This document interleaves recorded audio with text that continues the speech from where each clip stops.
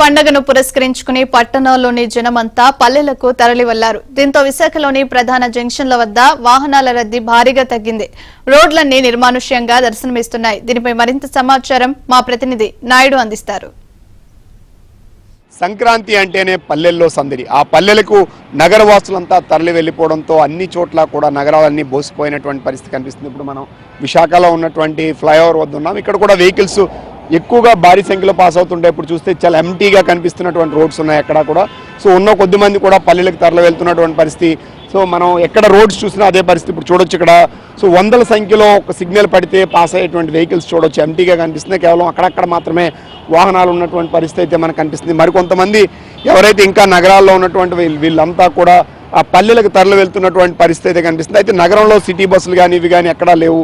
So సిటీలో తిరిగే వాళ్ళ సంఖ్య అయితే పూర్తిగా తగ్గిందని మనం చెప్పొచ్చు. మరోవైపు మనకు రైట్ సైడ్ చూస్తే ఆర్టీసీ కాంప్లెక్స్ ఒకటి మనకు కనిపిస్తుంది. ఆర్టీసీ కాంప్లెక్స్ నుంచి ఏదైతే ఇప్పటికి కూడా పల్లెలకే వాహనాలు వెళ్తున్నటువంటి పరిస్థితి. నిన్న మొన్న చూసుకుంటే సుమారుగా 6 లక్షల మంది ఈ రీజన్ నుంచి పల్లెల ప్రాంతాలకు తరలి వెళ్ళినటువంటి పరిస్థితి. మరికొంతమంది ఆల్రెడీ మనం విజువల్స్లో చూడొచ్చు. ఉన్న వాళ్ళందరూ కూడా గ్రామాలకే వెళ్తున్నటువంటి దీన్ని ఆ విజువల్స్లో ఆల్రెడీ కొన్ని ప్రైవేటు ప్రత్యేకంగా బస్సులను ఏర్పాటు చేసి వాటి ద్వారా బయటకు వెళ్తున్నారు. ఇప్పుడు ఏదైతే సిటీలో ఉన్నటువంటి బస్సులు చూడొచ్చు, సిటీ బస్సులు ఏవైతే నగరంలో తిరిగేటువంటి బస్సులు కానీ ఇవి కానీ చూస్తే పూర్తిగా ఎంటీ, అంటే ఎక్కడ ప్రయాణికులు కానీ వీళ్ళు కానీ ఎక్కడా లేకుండా వాహనాలు కానీ ఇవి కానీ తిరుగుతున్నటువంటి పరిస్థితి కనిపిస్తుంది. సిటీలో తిరగడానికి జనాలే కరువయ్యారా అన్నట్టు తయారైనటువంటి పరిస్థితి అయితే నెలకొంది. ఎందుకంటే గ్రామాల్లో ఖచ్చితంగా కుటుంబాలతో సహా అందరూ వివిధ ప్రాంతాల్లో ఉన్నటువంటి వాళ్ళందరూ కూడా రావడంతో సో కలుసుకోవడం కోసం ఖచ్చితంగా ఈ 3 రోజుల పాటు పల్లెలకి అందరూ తరలి వెళ్ళిపోతారు. సంక్రాంతి అంటే ఆ పల్లెల్లో ఉన్నటువంటి సందడి వాతావరణం, సో పండుగ వాతావరణం సెలబ్రేట్ చేసుకోవడానికి వెళ్ళిపోవడంతో సో నగరాలన్నీ కూడా ఇప్పుడు మనం ఏదైతే ఉందో మెయిన్ ఏరియాస్లో ఆర్టీసీ కాంప్లెక్స్ పరిసర ప్రాంతాల్లో ఉన్నాం.